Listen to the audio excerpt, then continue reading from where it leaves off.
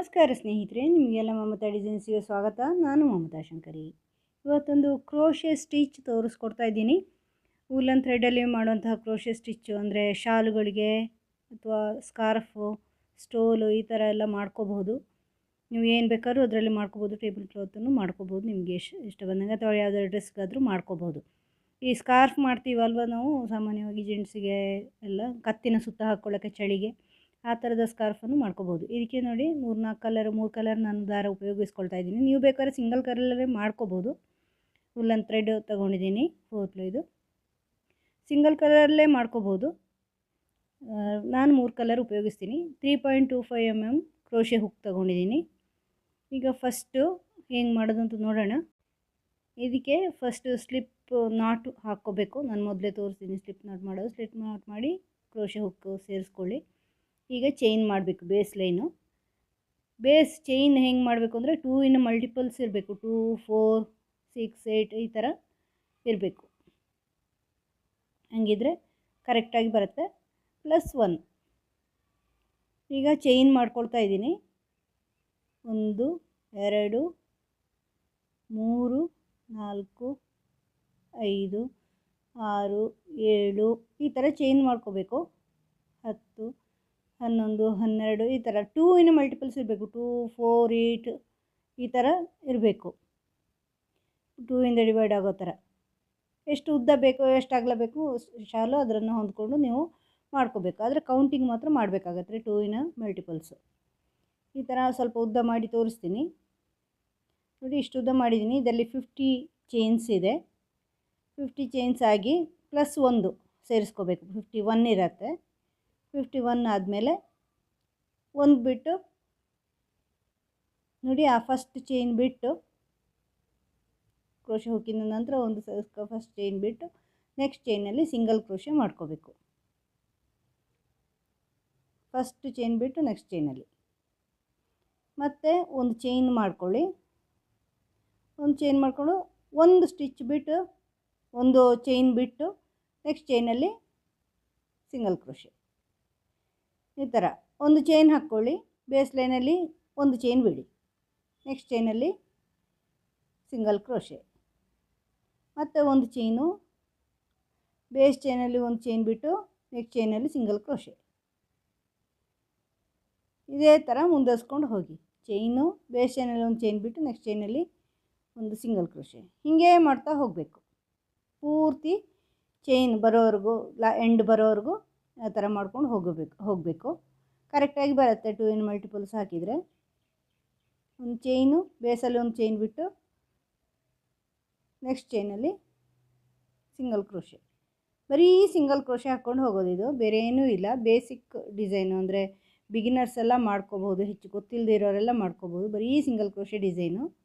ತುಂಬ ಸಿಂಪಲಾಗಿರೋಂಥ ಡಿಸೈನು. ನೋಡೋದಕ್ಕೂ ಚೆನ್ನಾಗಿರುತ್ತೆ. ಅಂದರೆ ನೀವು ಸ್ಟೋಲ್ ಎಲ್ಲ ಮಾಡೋದಾದರೆ, ಅಂದರೆ ಈ ಕತ್ತಿನ ಸುತ್ತ ಹಾಕೋತಾರಲ್ವ ಚಳಿಗೆ ಸ್ಕಾರ್ಫು, ಅದನ್ನೆಲ್ಲ ಮಾಡೋದಾದರೆ ಮಾಡ್ಕೋಬೋದು. ನೋಡಿ ಪೂರ್ತಿ ಮಾಡಿದ್ದೀನಿ. ಈಗ ನಾನು ಇಡೀ ಚೈನ್ ಫುಲ್ಲು ಎಂಡಿಗೆ ಬಂತು ನೋಡಿ. ಈಗ ಒಂದು ಚೈನ್ ಬಿಟ್ಟು ಲಾಸ್ಟ್ ಚೈನಲ್ಲಿ ಸಿಂಗಲ್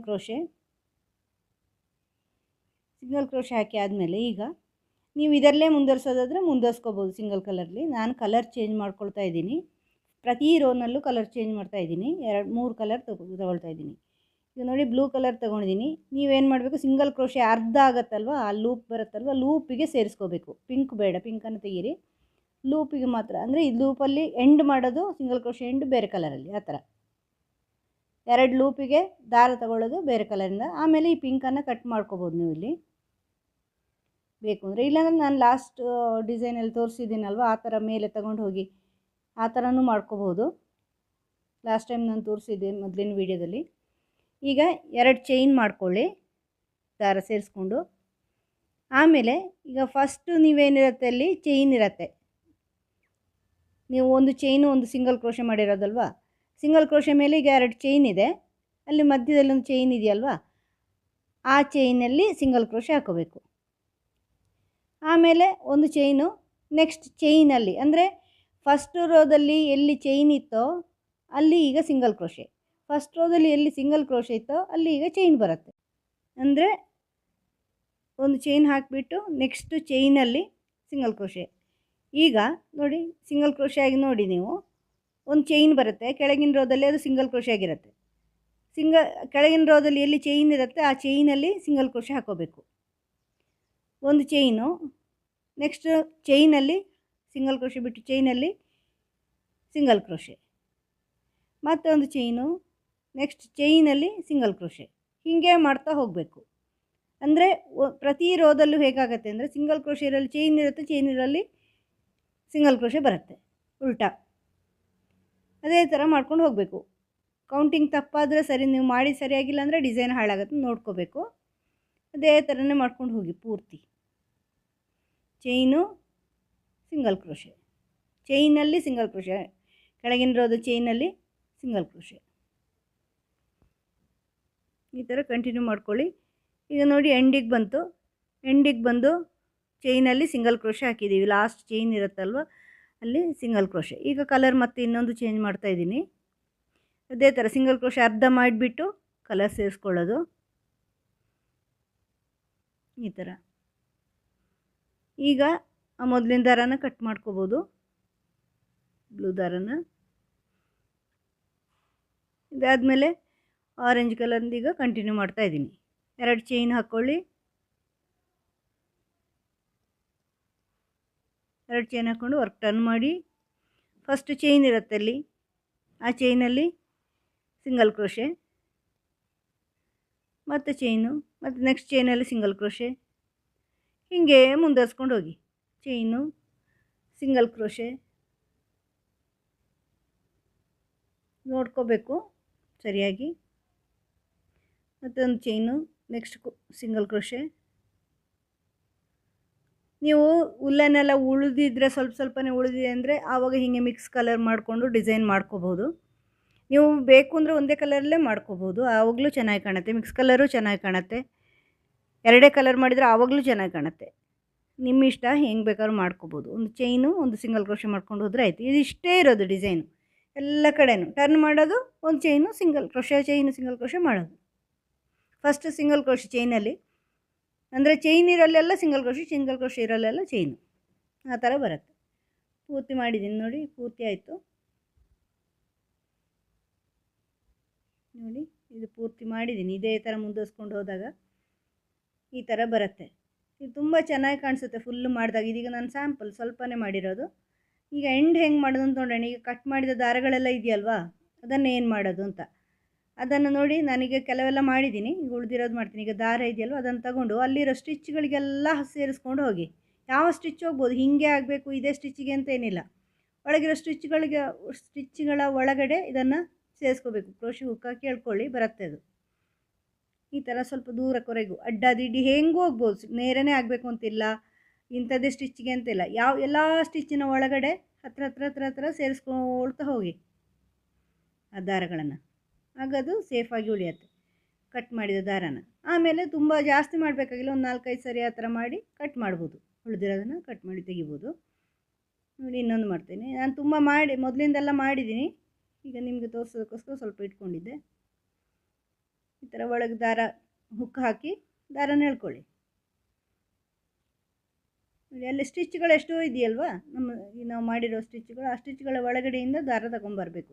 ಅದು ಗೊತ್ತಾಗಲ್ಲ ಏನೋ, ಚೆನ್ನಾಗಿರುತ್ತೆ, ನೀಟಾಗಿ ನಿಂತ್ಕೊಳ್ಳುತ್ತೆ. ಆವಾಗ ಸೇಫು ಆಗುತ್ತೆ, ಬಿಟ್ಕೊಳ್ಳೋದು ಇಲ್ಲ, ನೀಟು ಇರುತ್ತೆ. 3-4 ಸಾರಿ ಆ ಥರ ಸುತ್ತು ತನ್ನಿ, ಅಡ್ಡ ದಿಡ್ಡಿ ಓರೆ ಎಲ್ಲ.